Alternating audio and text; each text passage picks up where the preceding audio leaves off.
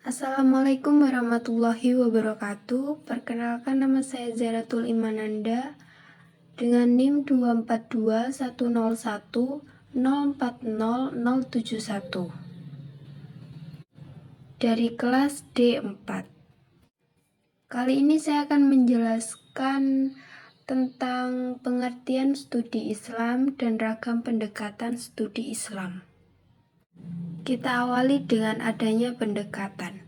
Pendekatan tentunya dilakukan adalah sebagai suatu cara untuk mempermudah kita dalam memahami suatu hal.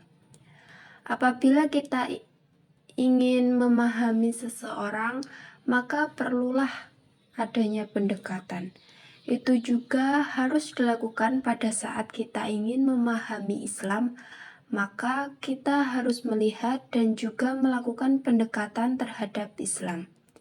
Hal itu juga berlaku pada masyarakat ataupun perilaku pelaku yang dilakukan oleh masyarakat.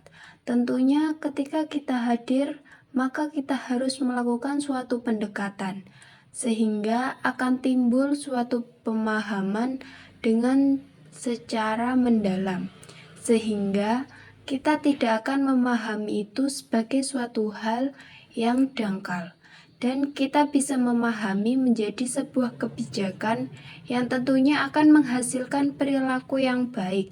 Oleh karena itu, kita akan mempelajari beberapa pendekatan-pendekatan yang tentunya sudah dilakukan oleh beberapa peneliti, yang akan membuat kita mudah memahami Islam ataupun bagaimana pengamalan dari masyarakat dalam melaksanakan ajaran-ajaran Islam. Silahkan pelajari materi berikut ini.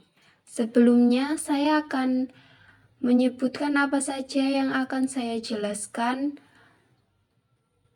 Yang pertama yaitu pengertian pendekatan studi Islam. Yang kedua, pendekatan teologis. Yang ketiga, pendekatan filosofi. Yang keempat, pendekatan antropologis. Yang kelima, pendekatan sosiologis. Yang keenam, pendekatan psikologis. Yang ketujuh yaitu pendekatan historis. Sebelum kepada pendekatan studi Islam, mari kita menjelaskan apa itu pendekatan.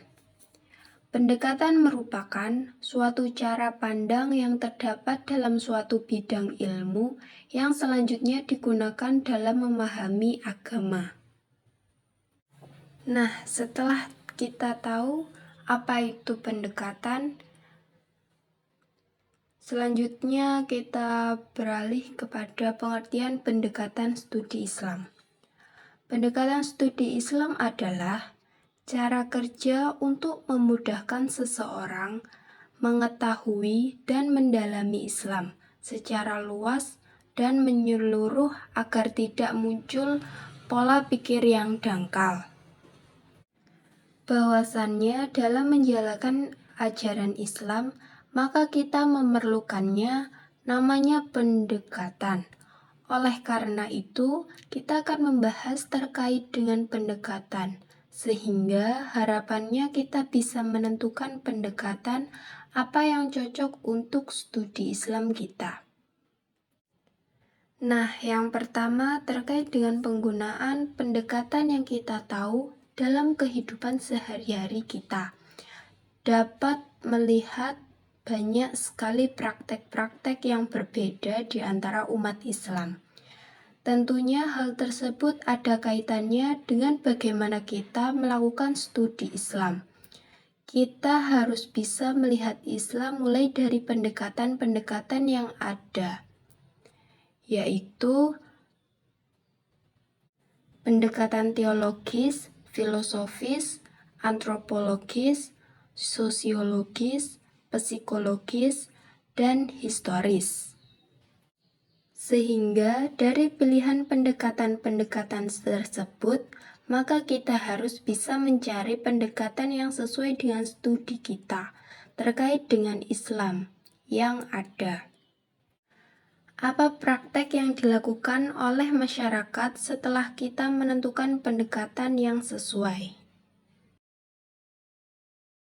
Yaitu pendekatan teologis, yaitu pendekatan yang lebih menekankan aspek hakikat Tuhan serta keberadaannya. Adapun macam-macam pendekatan teologis, yaitu pendekatan teologis normatif, di mana kebenaran suatu agama itu dimiliki oleh seseorang masyarakat, suatu masyarakat yang beranggapan bahwasannya agama yang dianut adalah agama yang paling benar. Itulah pendekatan teologis normatif.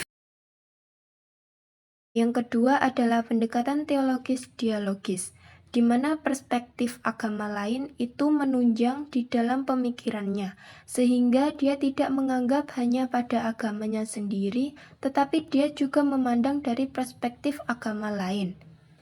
Yang ketiga yaitu teologis konvergensi, yaitu mereka memandang dari segi persamaan agama untuk mendapatkan hasil yang merupakan kemaslahatan umat. Selanjutnya adalah pendekatan filosofis. Pendekatan filosofis merupakan pendekatan yang lebih menekankan pada aspek akal atau rasional, sehingga ukuran benar atau salah ditentukan dengan penilaian akal.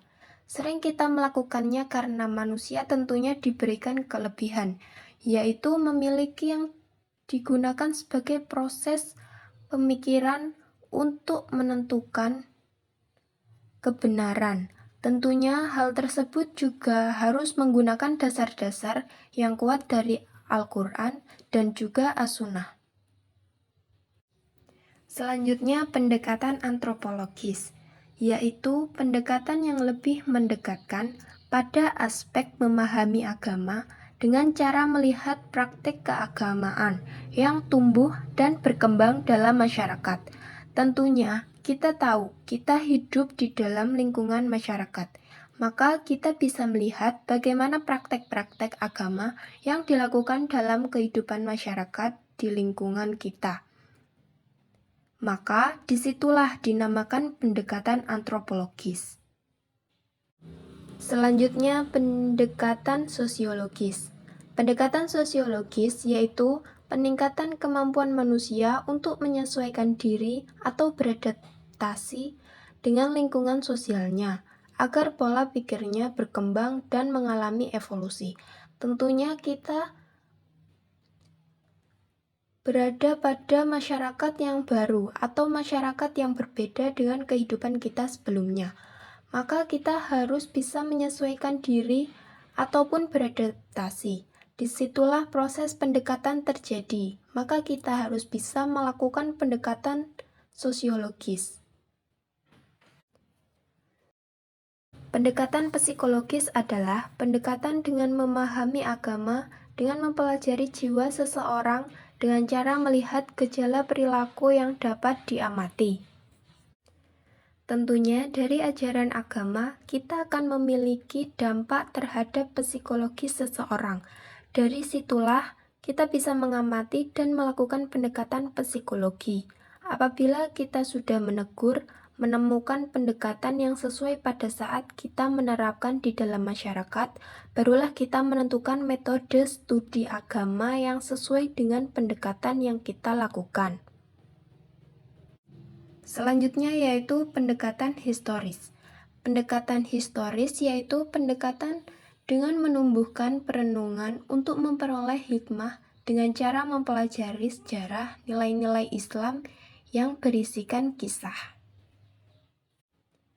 Tentunya kita tahu di dalam masyarakat itu memiliki historis yang berbeda-beda. Maka dalam beradaptasi dalam suatu lingkungan masyarakat, kita harus mengetahui sejarah dari masyarakat tersebut.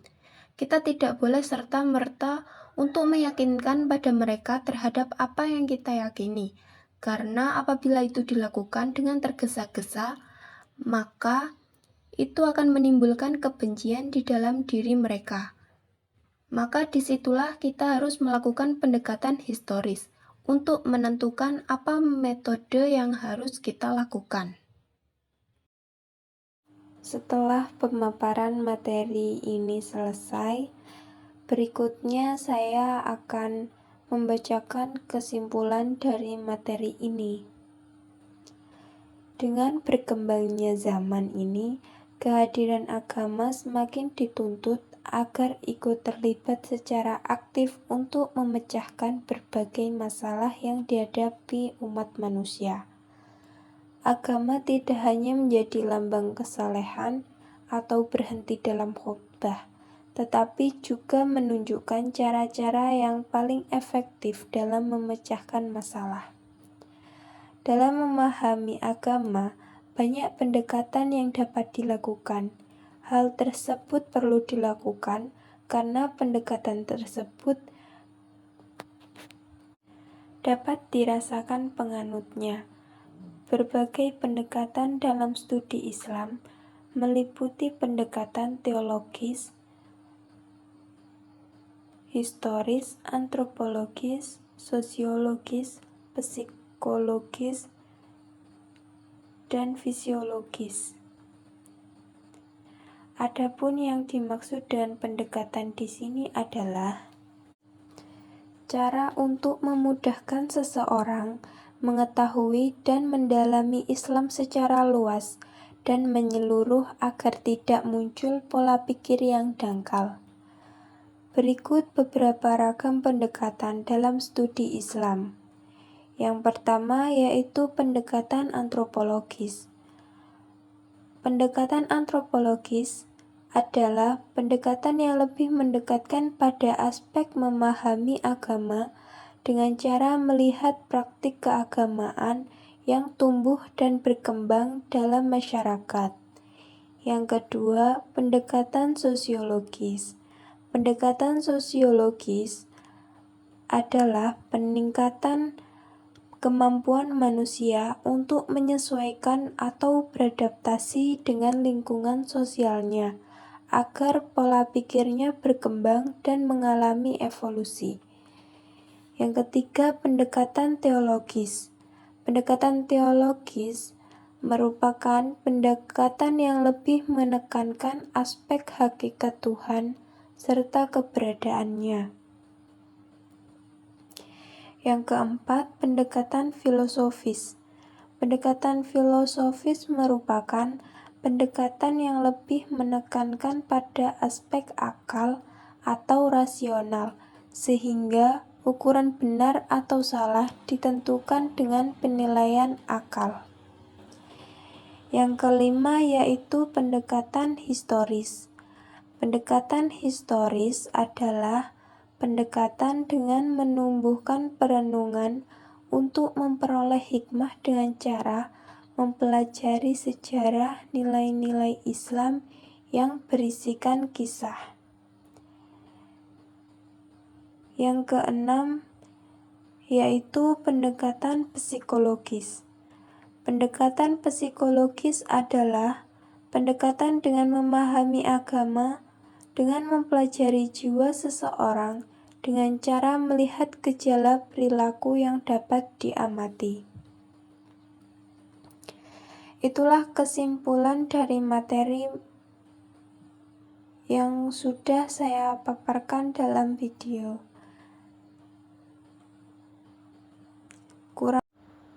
Mungkin cukup sekian yang dapat saya sampaikan. Saya berharap hasil presentasi yang saya berikan bisa bermanfaat untuk audiens. Bila merasa ada kekurangan dan kesalahan, saya meminta maaf.